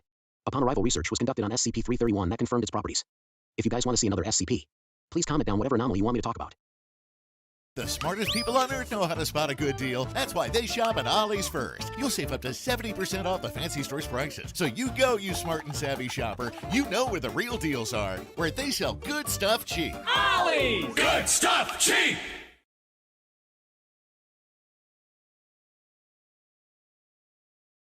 Item number: SCP-2006. Object class: Keter. Special containment procedures. SCP-2006 is to be contained at Site-118 in an airtight containment cell. SCP-2006 must be constantly monitored for changes in form, which are to be noted immediately. All personnel coming into contact with SCP-2006 are required to enroll in an acting course with a focus on expressing fear and surprise. Every month, SCP-2006 is to be shown at least one new extremely low-quality horror or science fiction movie containing horror elements. All interaction with SCP-2006 must confirm that SCP-2006 continues to believe that said works demonstrate a superb grasp of horror. Description: SCP-2006 is an anomalous spherical entity roughly 50 centimeters in diameter when in its default state. SCP-2006 stated goal is to cause feelings of fear and or horror in as many humans as possible. To accomplish this purpose, SCP-2006 possesses the ability to change its shape, mass, volume, density, chemical structure, and voice to any form that it desires. Currently, there is no known way to damage SCP-2006. The extent of its shapeshifting abilities is unknown and is currently thought to be unlimited. Currently, SCP-2006 has demonstrated a fondness for taking the forms of various entities and villains from the various horror and science fiction movies that it has witnessed. The most common form that SCP-2006 has taken is that of Roman from the 1953 movie Robot Monster. SCP-2006 is capable of speaking even when it possesses the form of an entity that is normally unable to speak. SCP-2006 will generally attempt to startle and or scare any individual it comes into contact with, but after doing so, will become affable and friendly. The reason behind this is currently unknown. Although SCP-2006 has repeatedly stated its goal of causing as much fear as possible, SCP-2006 is a poor judge of concepts that cause fear in humans, and constantly searches for new methods in which to accomplish its goal. This poor recognition extends to recognition of emotions in humans, as SCP-2006 is incapable of distinguishing between subtle differences in emotion that would be obvious to a human. Interview log SCP-2006. Interviewer: Dr. Loof. Interviewed: SCP-2006. Dr. Loof enters the room. SCP-2006 is seen crouched near the door. SCP-2006 is in its Roman form. SCP-2006 proceeds to leap out of its crouch, throwing its arms in the air. Fear me, mortal. I am the mighty Roman. Cower in fear. Dr. Loof screams and stumbles backwards, raising his hand in protection. Please, mighty Roman. Don't hurt me. Haha, it's just me, Doc. I got you pretty good, didn't I? SCP-2006. Oh dear lord, you really frightened me there. I was about to have a heart attack. It's what I do, Doc. Haha. Dr. Loof stumbles again. Still got it. So, was there something that you wanted to talk about, Doc? Why yes. I was wondering. Why exactly do you feel the need to cause fear in others? I don't understand the question. That is, why do you scare people? Oh, that's an easy one. I scare people because it's fun. And, you know, it's what I do. Just like you do Dr. Wise stuff. I do scary stuff. I'm the best at it. I don't really see what else there's about it. That you are. I'll take my leave then. Come back around soon. I'll have some really scary stuff next time. By the way, I will eat your soul. Let me out of here. I'm going to die of fright. Addendum. The current site director for Site-118 has issued the following memorandum regarding SCP-2006. I have been getting reports of some of the lax behavior regarding SCP-2006. Many personnel have been heard laughing at SCP-2006 during surveillance when it watches a new movie or when it attempts to scare individuals. Some personnel have been heard questioning why SCP-2006 is classified as a Keter entity. I am here to remind you that a Keter entity is a Keter entity, regardless of how innocuous it may seem. No, SCP-2006 is not a rampaging demigod, nor is it a regenerating super lizard. However, it possesses the same level of danger as any other Keter that the Foundation has contained. Think of SCP-2006's purpose. It wishes to scare people. Imagine what would happen if SCP-2006 broke containment and found out what really scared people. Imagine if it saw the horror and fear of war, or the concepts of paranoia or phobias common to each and every human being. Imagine if it found the true horror of a nuclear holocaust or an XK-class scenario. Now couple that with an entity that possesses shape-shifting abilities with no known limits, and you'll understand why it's classified as Keter. All personnel mentioned above have been suitably disciplined. I do not want to hear about this again. If you guys want to see another SCP, please comment down whatever anomaly you want me to talk about. Item number: SCP-2011. Object class: Safe. Special containment procedures. All wilderness in a 20-kilometer radius around the site of SCP-2011 is designated as a jungle preservation. As such, illegal loggers and poachers, as well as any other trespassers, are to be detained, questioned, and administered Class B amnestics prior to release. SCP-2011-1 are to be monitored from the on-site research station. All births and deaths of SCP-2011's population are to be cataloged by on-site staff, as of. 2. Cadavers will no longer be collected for any reason. See Addendum 2011-1. Description. SCP-2011 is a remote tribal village located in the jungle of the Yucatan Peninsula. The residents of SCP-2011, known as SCP-2011-1, maintain a population generally ranging from 200 to 300. Currently, SCP-2011-1-567 through SCP-2011-1-819 inhabit SCP-2011. SCP-2011-1 are born in various states of advanced decay, ranging from entirely skeletal to having small portions of muscle tissue and skin. During the lifespan of SCP-2011-1, each individual physically recomposes into more complete forms of the human anatomy. At death, bodies of SCP-2011-1 will be completely intact and do not decompose. SCP-2011-1 function as if they possessed a full body structure. Ingested food will remain where the stomach would typically be located, regardless of its presence or condition. Dirt and water do not enter the body where the skin would otherwise block such contaminants. Upon expiration, SCP-2011-1 will transport cadavers to the top of a religious temple located at the center of SCP-2011. After conducting a ceremony performed by SCP-2011-2, the corpse will remain on the temple for precisely 18 hours before it dematerializes in the span of 1 second. This ritual is believed to be a method of disposal to prevent a buildup of cadavers within SCP-2011. In addition, corpses previously obtained by Foundation personnel for research purposes dematerialized. See Addendum 2011-1, as SCP-2011-2 conducts the funeral ceremony even without a body present. SCP-2011-2 is a specimen of SCP-2011-1 that takes the role of the village shaman. SCP-2011-1 claim that SCP-2011-2 possesses the unique ability to communicate with their god. This ability is apparently used during funeral ceremonies and various random instances. However, there is currently no concrete evidence verifying the validity of SCP-2011-2's abilities. When SCP-2011-2 appears to be near death, it will divine the identity of its successor from the existing population of SCP-2011-1. The targeted member gains SCP-2011-2's abilities by removing, resulting in the death of the current SCP-2011-2, and then inserting into its own body. Despite the extensive physical damage, the cadaver of the previous SCP-2011-2 will repair itself fully as with other corpses and be treated identically to other cadavers. The Foundation has maintained a relatively friendly diplomatic relationship with the inhabitants of SCP-2011 since initial containment. SCP-2011-1 have never attempted to leave SCP-2011. Foundation personnel are viewed as intriguing visitors by the population. Furthermore, SCP-2011-1 have cooperated with learning both English and Spanish to communicate effectively with research personnel. SCP-2011-1 had expressed moderate distaste with previous attempts to study cadavers. Since the termination of these studies, SCP-2011-1 have returned to being highly cooperative with Foundation staff. Addendum 2011-1. On. 2. A cadaver under Foundation research dematerialized during an attempted autopsy. The space previously occupied by the body was replaced by a vacuum immediately reoccupied by atmospheric gas, unlike typical body disappearances. The event produced damaging shockwaves and injured personnel. As this occurred, SCP-2011-2 began to suffer from severe full-body muscle spasms. After SCP-2011-2 recovered from this incident, it warned Foundation personnel against removing their dead from SCP-2011 for fear of angering Tlaloc, the Mesoamerican god of fertility worshipped by SCP-2011. Containment procedures updated accordingly. Addendum 2011-2. During the initial containment of SCP-2011, researchers discovered a holy book placed within the village's central temple. With permission from SCP-2011-2, Foundation staff have transcribed the text of the artifact into the research facility's database. SCP-2011-1 have assisted with the translation of the document. The text appears to be a collection of mythological tales detailing the origins of SCP-2011 and the relationship of SCP-2011-1 with their deity Tlaloc. Translated select excerpts from borrowed artifact. A time of prosperity had come. The winter of the Great Famine had passed, and all of Tezcatlipoca cities flourished from a bountiful harvest, and his people grew many. New temples were erected in each city. These were dedicated to Tlaloc to honor his blessings of fertility. Such reverence for Tlaloc displeased the jeweled turkey, Shakyatotlan. Never had the people built shrines of such majesty for him. None of the priests or priestesses chose him as their patron. All despised or cowered before the plagues he gifted to the peoples of the world. Shakyatotlan decided that, this time, the insufferable Tlaloc would not wallow in the reverence that the people so readily expressed for him. So it was that the god of disease brooded and planned while the time of good fortune continued to pass. Only the jade turkey was aware that it also waned. War with Tlaloc came quickly and quietly, like the jaguar stalking through the jungle. Shakyatotlan secretly dispersed his newest, foulest sickness among the great kings and chieftains of the people. The jaded turkey then approached Tlaloc as the god of fertility sat upon his heavenly throne. Just as Tlaloc hailed Shakyatotlan, the treacherous god struck with an obsidian dagger. Tlaloc despised the idea of bloodshed between kin, but he had to remove the disease of the mind from his upstart brethren. Had defeated the misguided Shakyatotlan, Tlaloc pitied his brother of the heavens and sought to make peace with him. The jaded turkey's jealousy had overthrown his mind, and he refused all of Tlaloc's offerings. Instead, with deadly spite, Shakyatotlan devised a curse, not for Tlaloc, but for his beloved priests and priestesses. The god of plague spoke, "Your holy servants know you well, but now they shall know your absence. No, your undoing. Long have they lived luxuriously in your splendor, but now they will suffer a most wretched life, living as corpses. Those who clung closest to your gift of fertility will now experience true suffering. Remember my rage, Tlaloc. See it every day in your people." As he spoke, his words became truth. All across the world, the disciples of Tlaloc were stricken with the vengeful curse. Flesh faded away, and the people drove the victims of the jaded turkey away. The cursed had gathered and began anew in their own city dedicated to their patron Tlaloc. Their god spoke to them. "I am still with you, my faithful servants. I cannot fully undo the evil words of my kin, but I give you this promise. For taking the burden of a punishment meant to bring pain to me, your natural form will be returned to you as you walk through life towards me. Once you depart from this world, I shall grant you peace in the heavens for enduring this undeserved hardship." With this, Tlaloc returned to the heavens, and his promise will come to fruition for all of his faithful servants. If you guys want to see another SCP, please comment down whatever anomaly you want me to talk about. Item number. YOS-5036. Object class. Keter. Containment procedures. The forest that YOS-5036 instances are located at is to be blocked from entering. Any entity that attempts to enter the area must be terminated immediately. No fewer than 5 MTF Unit 6 guards are to enter the forest at any time. Any YOS-5036 instances that completely infected the MTF Unit 6 guards must be completely terminated. Any signs of a YOS-5036-1 instance outside the area must be sent out into it using a single catapult. Any entity that are under the effects of YOS-5036-1 must be incinerated to prevent the effects from proceeding. Every October 31st, individuals must be not within 3 meters of the area to prevent the YOS-5036-1 infection from spreading. Description. YOS-5036 are humanoid entities that measure 6.5 meters tall. They possess a pale white skin tone and wears a red tie-black tuxedo with a pair of shoes. They lack most facial features except with a nose and mouth. The nature of YOS-5036 is currently classified, as it poses a considerable threat to all life forms. Once an instance has spotted a certain organism, it will start to attack it. Some life forms are unable to outrun YOS-5036 instances, as they easily outrun every life form. Once an organism is caught, they are killed immediately with possible blunt force. Surveillance cameras show an instance of YOS-5036 sending the victim's body to a certain location of the forest, and shows it mysteriously releasing green vines out of the body, and letting them go to let it spread throughout the entire body. After this process is complete, it will alter the body into a single pumpkin. These are known as YOS-5036-1. Drones show YOS-5036 sending the pumpkin to another specific location, and will leave it there for a certain amount of days. After a couple days, the pumpkin carved itself into a face similar to a jack-o'-lantern. The pumpkin will periodically form instances of YOS-5036 continuously. YOS-5036-1 instances were spread to almost every area in the forest, and were sent to a cave that YOS-5036 specimens rest in, and sometimes appear outside the forest. YOS-5036 desires to hunt down prey during the night, and will wander around the forest until finding a specific target. During the day, they stay in the cave and do something inside the cave until sunset. Addendum 5036-1. There were missing reports of certain children, specifically Andrew, Lewis, etc. And many parents and guardians were seen worried about the incident. Multiple Foundation staff members sent the parents to Site-02 to talk about it. A young Caucasian woman named was sent to Site-02 for answers. She seemed worried about her own kid, apparently named Andrew, and she showed a video of her talking to him. Okay, Andrew, you will go trick-or-treating with your friend, but I will let you go by yourself. But remember to be safe, okay? Yes, Mother, I will be cautious about this. Okay, good luck. After the conversation, she said he was gone for about 4 hours, and she was worried about it. She was sent out later on.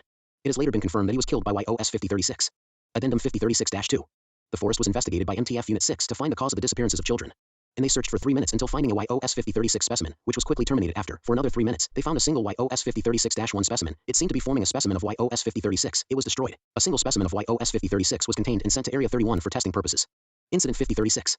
After the retrieving of a YOS-5036 specimen, it was doing something the staff didn't know before. It was destroying the chamber and easily breached containment. It was unable to be stopped due to its immense speed and strength. It was eventually stunned by expert MTF Unit 66 members. Addendum 5036-3. Testing log YOS-5036. Tested. YOS-5036. Subjects.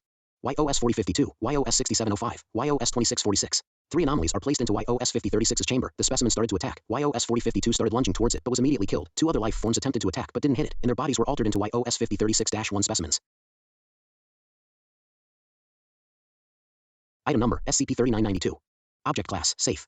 Special containment procedures. All instances of SCP-3992 are to be kept in a standard containment locker at Site-17. Description. SCP-3992 is a number of children's Halloween face masks. Instances come in a range of designs, portraying various Halloween-themed monsters. Instances are constructed out of simple plastic materials, paint and string. Each instance bears a label reading Wondertainment Wacky Halloween Fun masks on their interior. SCP-3992 instances do not display any anomalous properties when worn by a non-anomalous individual. However, when worn by an anomalous entity, it will appear to physically change into an adolescent humanoid of varying appearance. Any clothing worn by the wearer will appear to change into a costume fitting the SCP-3992 instance's appearance. Clothing will simply appear to manifest on entities not wearing anything. Anomalous entities wearing instances of SCP-3992 do not experience actual physical changes, instead appearing to have become humanoid. Changes to an entity's appearance and manifested clothing cannot be physically felt, and affected entities may continue to function and interact with their surroundings as normal. Effects will cease when an SCP-3992 instance is removed. The physical appearance gained by wearers vary between subjects, differing in skin color/tone, hair, size, and gender. Discovery log. SCP-3992 was discovered on 24/20 in a house in Wisconsin, United States. The house had been seized by the Foundation under suspicion of anomalous activity originating from it. Among SCP-3992, several other anomalous items were found, a majority of which were of Wondertainment origin. The previous residents of the house were found to have fled the area and remain unfound.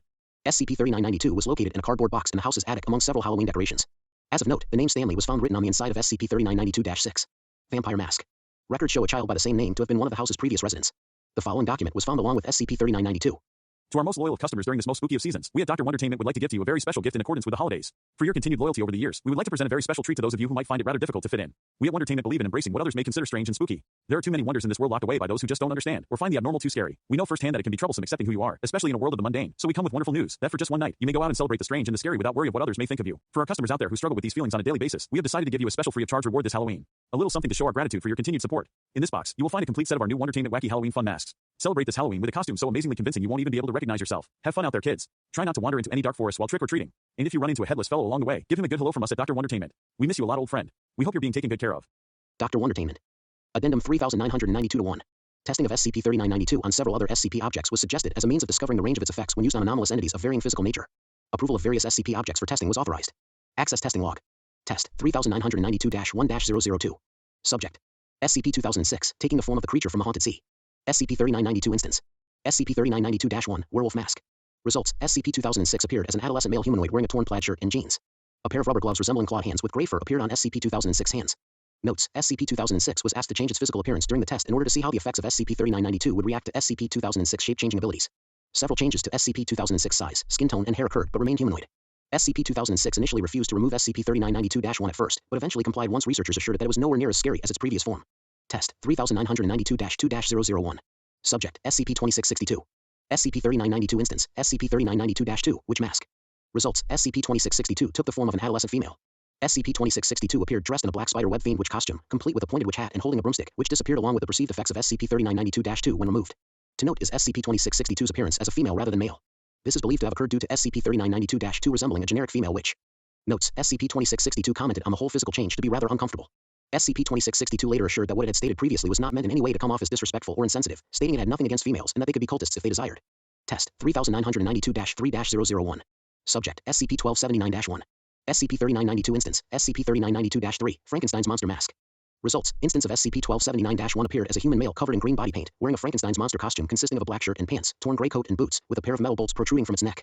Instance appeared standing upright on its perceived legs. Upon removal of SCP-1279 from the instance, SCP-3992-3's effect ceased. Notes: interesting. 3992 must perceive 1279-1 as anomalous as long as it wears 1279. This may be the case when testing with other similar anomalies. Test 3992-4-004. Subject: SCP-2980-1. SCP-3992 instance: SCP-3992-4, Devil Mask. Results: SCP-2980-1's physical age did not change. All abnormal features and body parts of SCP-2980-1 appeared to be replaced with pieces of costume clothing, including a fake red tail and a pair of boots resembling cloven feet. SCP-2980-1 took the form of a human male of unknown race, coated in red body paint. Notes: SCP-2980-1 commented on the effects of SCP-3992-4 to be rather humorous, but was nothing compared to the real thing. SCP-2980-1 later claimed to recognize the name Wondertainment. When questioned, SCP-2980-1 stated that the name bared a striking resemblance to that of a cousin's 3 times removed. SCP-2980-1 did not give any other useful information. Test 3992-5-003. Subject: SCP-2287. SCP-3992 instance: SCP-3992-5, Mummy Mask. Results: SCP-2287 appeared no longer headless. SCP-2287 appeared as a bald human male. A pair of green pupils were visible through SCP-3992-5's eye holes. Inspection showed its Mr. Tattoo to no longer be present.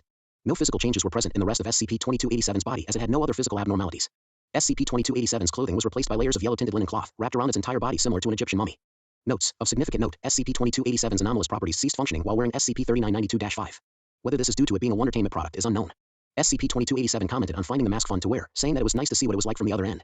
SCP-2287 later asked if it were possible to wear SCP-3992-5, again at some point, decision currently pending. The effects of SCP-3992 may prove useful for the containment of SCP-2287's anomalous properties. Test 3992-6-009. Subject: SCP-956.